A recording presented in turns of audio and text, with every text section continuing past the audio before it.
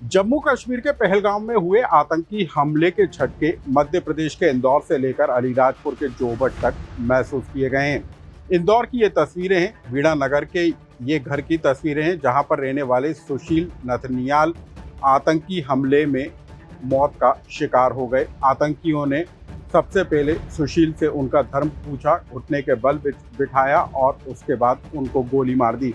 बताया जा रहा है कि सुशील की बेटी आकांक्षा के पैर में भी गोली लगी है और उसके पैर में फ्रैक्चर हो गया और वो बुरी तरीके से घायल है। पत्नी बेसुध है। लेकिन इंदौर से लेकर जोबट तक इस घटना की सूचना मिलने के बाद कैसे शोक की लहर दौड़ गई है, इस खबर को हम आपको विस्तार के साथ बताएंगे। नमस्कार, मैं हूं अनुराग श्रीवास्तव और आप देख रहे हैं लोकमत हिंदी।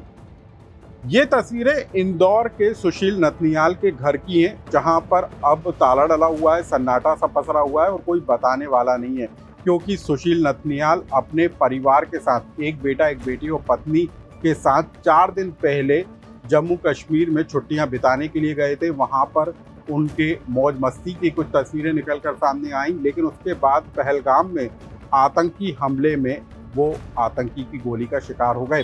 जिस तरीके से खबर निकल कर आ रही है उसमें बताया जा रहा है कि सुशील नथनियाल को पहले आतंकियों ने धर्म पूछा और जैसे ही पता चला कि सुशील ईसाई धर्म से जुड़े हुए हैं और उसके बाद आतंकियों ने उसको गोली मार दी। हम आपको बता दें कि जो खबर निकल कर आ रही है उसमें सुशील की बेटी जो आकांक्षा है उसके पैर में भी गोली लगने की खबर निकल कर आ रही है, जो बुरी तरीके से घायल है। हम आपको बता दें कि सुशील नथनियाल मूलतः अलीराजपुर जोबट के रहने वाले थे। वहां पर वो LIC में काम करते हैं। उनकी पत्नी शिक्षिका हैं, बेटी आकांक्षा जो हैं वो बैंक में काम करती हैं और जो सुशील हैं वो अपनी पत्नी, बेटा और बेटी के साथ छुट्टियां बिताने के लिए पहलगाम गए थे और जब आतंकी हमला हुआ तब वो वहीं पर मौजूद थे और ये पूरा घटनाक्रम हो गया और सुशील की जो है आतंकी गोली लगने के कारण मौत हो गई। लेकिन अब बेटी आकांक्षा बुरी तरीके से घायल है और जो इंदौर में वीणा नगर में सुशील के घर की जो तस्वीरें आई वहाँ पर शोक की लहरें, पूरी तरीके से सन्नाटा यहाँ पर छाया हुआ है, क्योंकि जो पत्नी और बेटी और बेटा हैं वो इस समय बताया जा रहा है कि जम्मू कश्मीर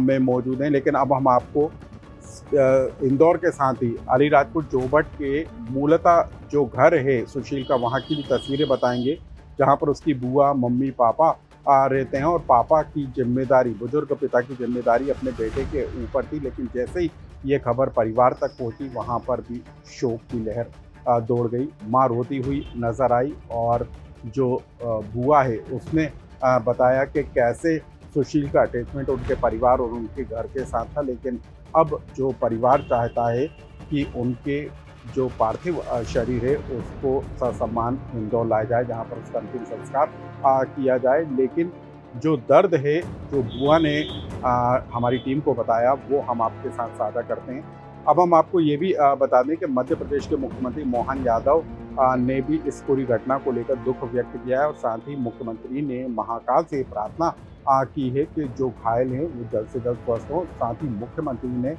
इस बात को भी कहा है कि जो घटना, जो आतंकी हमला हुआ है उसका बदला जरूर लिया जाएगा। क्या कहना था आतंकी गोली का शिकार सुशील की बुआ और खुद मुख्यमंत्री मोहन यादव का, आप इन बयानों में सुन लीजिए। और मेरी सरकार से ये निवेदन है कि उसकी जो डेड बॉडी है उसको सही सलामत उसके निवास स्थान इंदौर पे ले आए, ताकि उसका फ्यूनरल समय पे हो सके। उसकी पत्नी की तबीयत खराब हो रही है, बेटी को पैर में फ्रैक्चर हो गया है और हम चाहते हैं कि वो सही समय पर वहाँ तक पहुँच जाए। उसका जो बेटा है वो पिता की जगह उसके बेटे को नौकरी मिल जाए तो ये बहुत बड़ी बात होगी हमारे लिए, क्योंकि हमारे परिवार का एक तरह से वो मुखिया के रूप में, क्योंकि मेरे जो 2 भाई हैं उनकी डेथ हो चुकी है और एक जो सुशील के पापा हैं वो हैं, पर वो इस लायक तो है नहीं कि वो परिवार के बारे में कुछ सोचे या कुछ कर सके। तो सुशील जो था वो सब कुछ करता था। और मैं मान के चलता हूँ कि इस दुख की घड़ी में हमको अपनी उस संवेदनाओं का, जिस घटना के दौर से हम गुजर रहे हैं, इसका सबको दुख भी है। मैं मृतक परिवारों के लिए भी बाबा महाकाल से कामना करता हूँ कि वो उनको संवेदना प्रदान करे और इस घड़ी में हमको सब्र से भी काम लेना है, लेकिन ऐसे दुश्मनों को कोई छोड़ेंगे नहीं। निश्चित रूप से उनको इसकी कीमत चुकाना पड़ेगी। जो मध्यप्रदेश के 2 घायल हुए हैं उनको भी बाबा महाकाल के स्वस्थ करे, कामना करता हूँ।